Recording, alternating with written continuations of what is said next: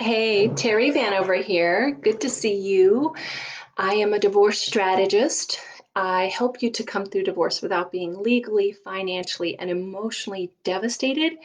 But just as importantly, I help you to heal from unhealthy and toxic relationships so that you can transition confidently into that next chapter of your life and find a happy, healthy new relationships and create new, healthy relationships in all areas of your life. So, today, we have two interesting questions today. So I'll start with the narcissism question. Someone had posted in our group about I've been researching narcissism and my ex is about half of the characteristics. My ex has been waffling back and forth on negotiation. What should I do? Well, let me just start off by saying is that narcissism is like one of the biggest terms being thrown around in the divorce world right now, and it's a really overused term. It's a clinical diagnosis. I mean, it needs psychiatrists to evaluate and diagnose. Like it's this whole thing, and it's really being thrown around quite a bit. And what people really need to recognize is that divorce is one of the scariest, most difficult situations that we'll ever go through in our lifetime. And it does bring out the worst in people. It brings out our worst qualities.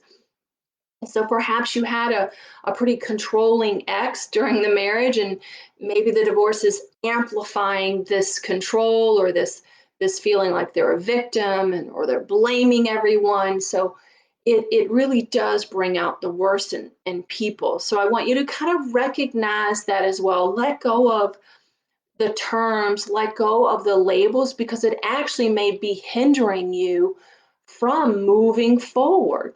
Because you might be bringing in that baggage into your negotiations and into the situation that you're in. And trust me, I work with a lot of clients who have, I call them high conflict because I'm not labeling, I haven't diagnosed anyone, but high conflict exes.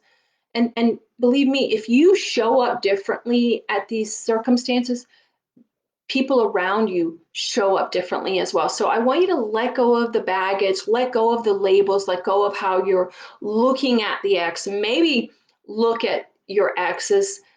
Hey, they're in a lot of fear. They're in a lot of pain. I guarantee you your ex is going through a lot, and maybe they're holding on tight, and maybe they're unable to make good decisions because they're in such overwhelm and they're in such fear.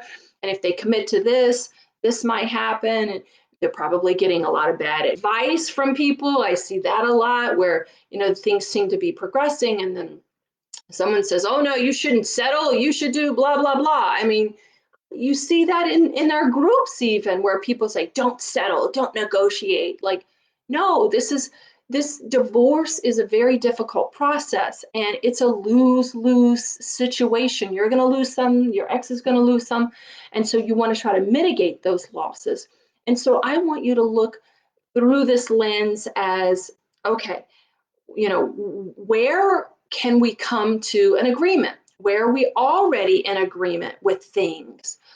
Where can we focus on making things come to terms constructively?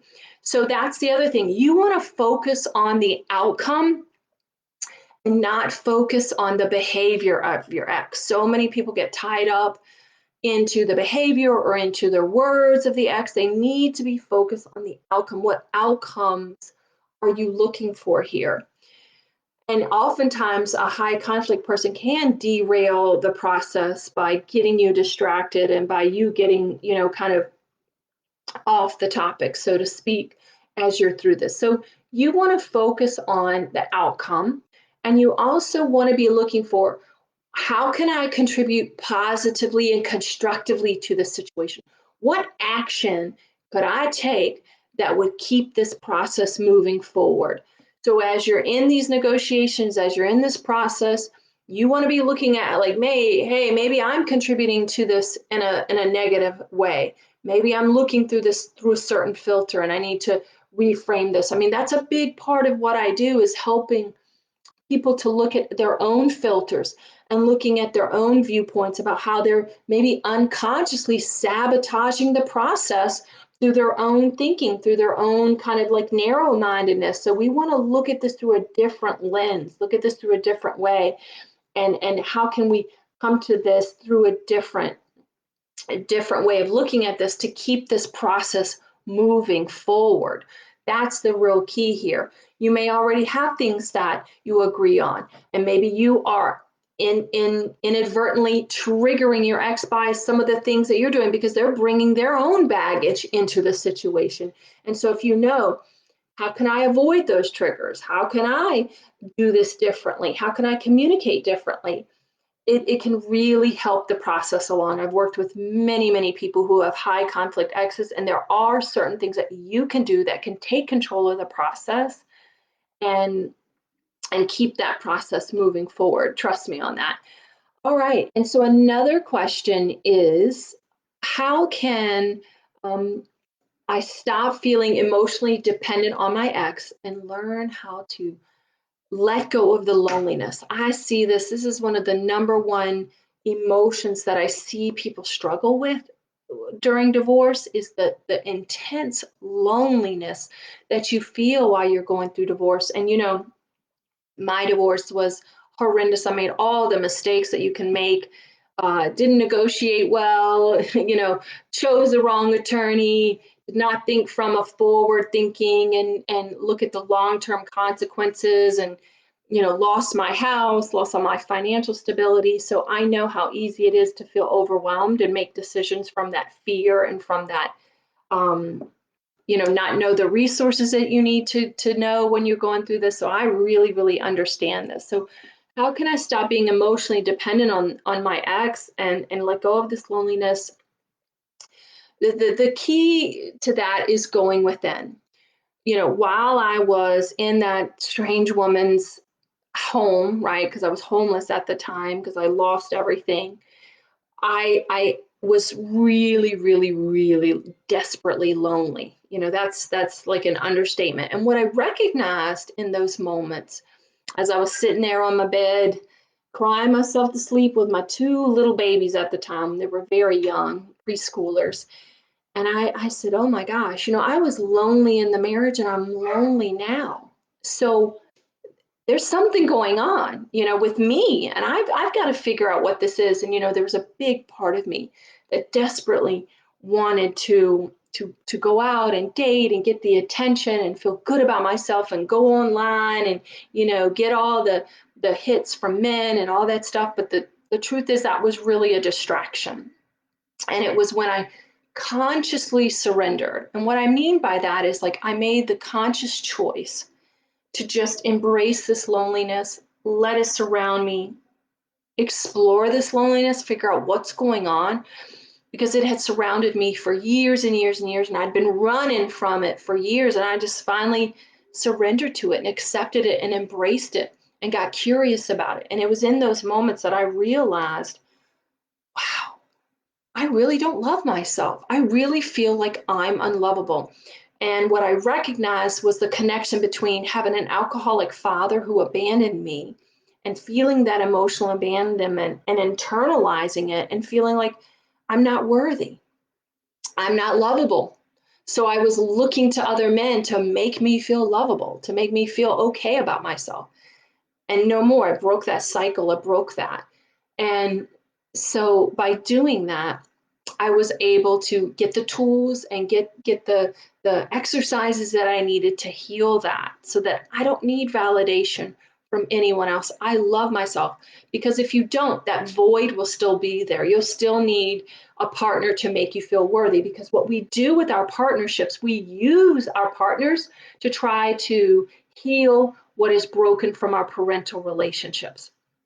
And so, what you need to do if you are struggling with abandonment, you're struggling with loneliness, is you've got to reparent yourself. You've got to give yourself what you didn't get from a parent, because you are unconsciously doing that with a partner.